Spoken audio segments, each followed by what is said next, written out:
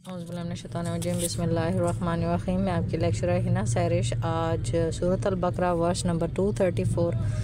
इद्दत का मसला लेके आपके सामने पेश खिदमत। अल्लाह रब्बुल इज़्ज़त ने फरमा दिया कुरान पाक फुरकान हमीद में आयत करीमा नंबर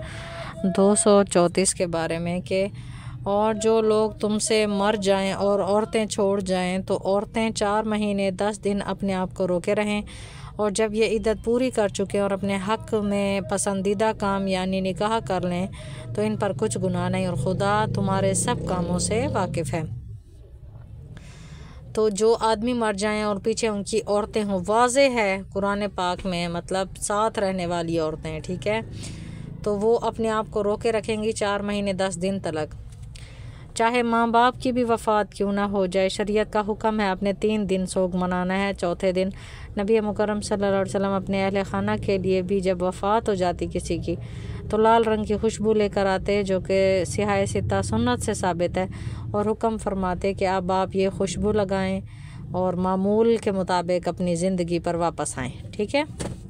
मगर सिवाय उस औरत के जिसका खामन फौत हो चुका हो। 4 महीने 10 दिन तक तो वो इद्दत में रहेगी। इस इद्दत के दौरान अगर उसका इरादा निकाह करने का है या किसी और का उसके साथ करने का है तो ये दोनों अपने आप को रोके रखेंगे, यहाँ ये कोई इशारा भी नहीं करेंगे, ठीक है। और अगर आदमी के खामन के फौत होने के चंद लम्हे बाद भी औरत का हमल वज़ा हो जाता है तो उसकी इद्दत उसका हमल है, ठीक है, बच्चा के पैदा होने के बाद ही वो निकाह फिर कर सकती है। तो ये सारे अहकामात तफसीर इब्ने कसीर से वाज़े साबित हैं। कुरान पाक में ये चीज़ बिल्कुल सादा और साफ़ लफ्ज़ों में बयान कर दी गई है। अगली आयत करीमा नंबर 235, यहाँ पर वही बात जो मैंने आपको पहले की, इसका तर्जुमा है सूरत अल-बकरा। और अगर तुम किनाए की बातों में औरतों को निकाह का पैगाम भेजो, यानी छुप छुपा के निकाह का पैगाम भेजो, या निकाह की ख्वाहिश को अपने दिलों में मख्फी रखो तो तुम पर कुछ गुनाह नहीं। किसी के रेफरेंस से भी अगर आप निकाह का पैगाम भिजवा दें जब इद्दत पूरी हो जाए तो तब कोई गुनाह नहीं। दिल में मख्फी रखा हुआ कि चलो इद्दत पूरी हो जाए मैं खुद ही प्रपोज़ कर लूँ और फिर हम निकाह कर लें, तब भी कोई गुनाह नहीं। खुदा को मालूम है कि तुम उनसे निकाह का ज़िक्र करोगे, मगर अय्याम इद्दत में इसके सिवा के दस्तूर के मुताबिक कोई बात कह दो, पोशीदा तौर पर उनसे कौलो करार ना करना। इद्दत में ये चीज़ अल्लाह ने मना फरमा दी है। दबे लफ्ज़ों में, पोशीदा लफ्ज़ों में, बरमला तौर पर भी हर तरह से इद्दत के दौरान औरत फोकस करे इद्दत पे। और जान रखो कि जो कुछ तुम्हारे दिलों में है खुदा को सब मालूम है, तो इससे डरते रहो और जान रखो कि खुदा बख्शने वाला और हलम वाला है, ठीक है। पैगाम निकाह के बारे में भी अल्लाह रब्बुल इज़्ज़त ने पहले इद्दत को वाज़े फरमाया और फिर अल्लाह रब्बुल इज़्ज़त ने निकाह के पैगाम को भेजने को उसके बाद कैसे वाज़े फरमा दिया, ये भी कुरान पाक फुरकान हमीद में आ जाता है। अब आता है आयत करीमा नंबर 236 सूरत अल-बकरा। और अगर तुम औरतों को उनके पास जाने या उनका महर मुकर्रर करने से पहले तलाक दे दो तो तुम पर कुछ गुनाह नहीं। हाँ, उनको दस्तूर के मुताबिक कुछ खर्च ज़रूर दे दो, यानी मकदूर वाला अपने मकदूर के मुताबिक दे और तंग दस्त अपनी हैसियत के मुताबिक। नेक लोगों पर एक तरह का हक है। हक महर मतलब अल्लाह रब्बुल इज़्ज़त वाज़े फरमा रहा है कि अगर तुम औरतों को उनके पास जाने या उनका महर मुकर्रर करने से पहले तलाक दे दो तो फिर उनको ऐसे छोड़ने से बेहतर है कि तुम उन्हें कुछ ना कुछ खुश असलूबी के साथ ज़रूर दे दो, ठीक है, छोड़ने से पहले भी तुम ज़रूर दे दो। अच्छा, मैं आप लोगों से फिर एक मरतबा माज़रत करती हूँ दरमियान में, क्योंकि आपको बैकग्राउंड में कोई ना कोई साउंड्स आ रहे होंगे। चूँकि मुझे सबक भी लाजमी देना होता है तो मुझे जहाँ जैसे मौका मिलता है मैं ऑनलाइन सबक देने बैठ जाती हूँ, मौके का फ़ायदा उठाते हुए। अच्छा, अब यहाँ पर इद्दत की बात हो गई, अब हक महर की बात हो रही है कि कब और कितना देना चाहिए। अब यहाँ पर अक़द निकाह के बाद दखूल से भी तलाक का देना मुबाह हो रहा है। मुफस्सरीन ने फरमाया है कि यहाँ मुराद मस से निकाह है, दखूल से पहले तलाक दे दे, यानी मियाँ बीवी की आपस में रुखसती ना हुई और उसमें ही तलाक दे दे आदमी अपनी औरत को, तो तब शरीयत तब भी कहती है कि आप कुछ ना कुछ दे दिया करें।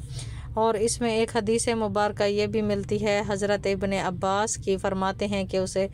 اعلیٰ حصہ، اس کا سب سے اعلیٰ حصہ خادم ہے کہ آپ اسے کوئی خادم دے دیں، اور کمی میں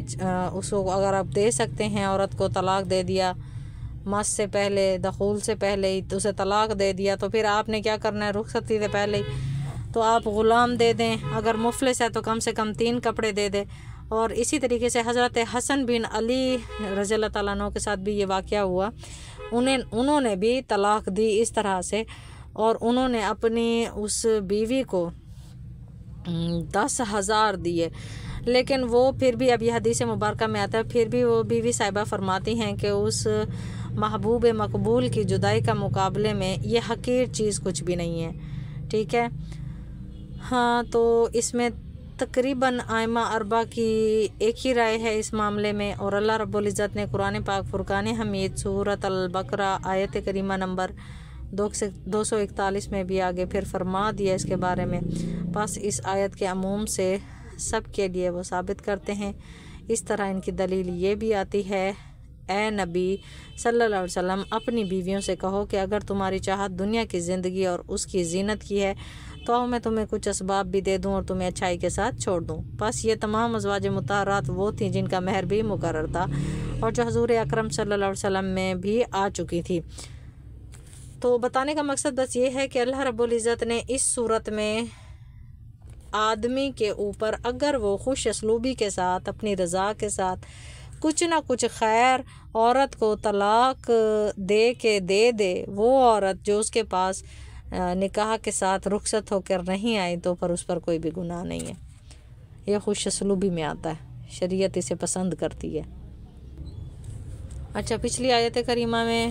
وہ عورتیں جو کہ رخصت بھی نہ ہوئی ہوں اور پھر ان کو مطلب مس بھی نہ کیا ہو اور ان کا مہر بھی مقرر نہ کیا ہو، ان کو کچھ نہ کچھ دے دینے سے، خوش اسلوبی کے ساتھ پھر طلاق دے دینا اور ساتھ کچھ نہ کچھ مہر کے طور پر اپنے تئیں دے دینا ثابت ہے۔ اب یہاں پر بات ہو رہی ہے آیت کریمہ نمبر 237، اور اگر تم ان عورتوں کو ان کے پاس جانے سے پہلے طلاق دے دو لیکن مہر مقرر کر چکے ہو تو اس کا آدھا مہر تمہیں لازمی دینا ہوگا۔ اب اس کی بھی صورت آگے اللہ رب العزت نے فرمائی، یعنی یہ بات واضح ہو چکی کہ اب آپ نے آدھا مہر دینا ہوگا، ٹھیک ہے۔ اگر آپ مہر مقرر کر چکے اور آپ نے ابھی تک رخصتی نہیں ہوئی، اسے ہاتھ بھی نہیں لگایا، تو آپ نے اس کی بھی صورت ہے ائمہ 4 کے حوالے سے، ہمارے چاروں اماموں کے حوالے سے اس کی بھی ایک صورت ہے کہ مطلب جو مہر ہے نا، اللہ تعالیٰ نے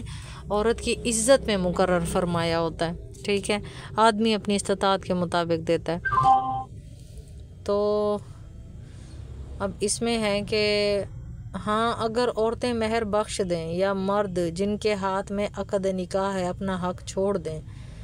تو اللہ اور پورا مہر دے دیں تو ان کو اختیار ہے، اور اگر تم مرد لوگ اپنا حق چھوڑ دو تو یہ پرہیزگاری کی بات ہے، اور آپس میں بھلائی کرنے کو فراموش نہ کرنا، کچھ شک نہیں کہ خدا تمہارے سب کاموں کو دیکھ رہا ہے۔ ہوتا یوں ہے کہ جب طلاقوں تک کی نوبت آتی ہے ہماری سوسائٹی میں تو پھر بس نہیں چلتا دونوں پارٹیز کی طرف سے کہ ایک دوسرے کا سب کچھ لوٹ لیا جائے، مگر شریعت یہ نہیں کہتی، شریعت نہ یہ اختیار آدمی کو دیتی ہے نہ ہی عورت کو دیتی ہے، شریعت نے اس میں برابری رکھی ہے ہر صورت ہر طور، حتیٰ کہ نبی پاک صلی اللہ علیہ وسلم کی حدیث مبارکہ پر ائمہ 4 کا اکتفا ہے اس معاملے میں، اگر حق مہر آدمی نے عورت کے ہاتھ پر رکھ لیا اور ہاتھ پر لینے کے بعد وہ کہے کہ میں یہ تجھے بخشتی ہوں، تو تب وہ ایسے نہیں بخشے گی جب تک کہ اسے ڈبل نہ کر کے دے۔ یہ اللہ کی طرف سے دی ہوئی عزت ہے، طریقت ہے، اور اس کو فالو کرنا اللہ نے ہمارے پر لازم و ملزوم قرار دیا ہے، ٹھیک ہے۔ تو اگلی آیت کریمہ کی ریکارڈنگ میں پھر دوبارہ کروں گی اللہ کے حکم سے، کیونکہ وہ ٹاپک اب بالکل چینج ہو رہا ہے، یہ سارا ٹاپک ایک ہی چل رہا تھا، ایک ہی جیسا تھا، عدت کی بات ہوئی، مہر کی بات ہوئی، اگر مقرر نہ ہوا ہو رخصتی سے پہلے یا رخصتی ہو بھی چکی ہو مہر نہ مقرر کیا ہو تو تب بھی کچھ نہ کچھ دے کر انسان رخصت کرے اپنی بیویوں کو جن کو وہ چھوڑ رہے ہوں، طلاق دے رہے ہوں۔ اچھا، اگر مہر مقرر ہو چکا اور پھر جی ابھی رخصتی بھی نہ ہوئی تھی یا پھر انہوں نے دخول بھی نہ کیا، تو تب اللہ رب العزت نے یہ حکم فرمایا کہ اب آپ ان کو آدھی، ان کے مہر کی آدھی صورت ان کو واپس کریں،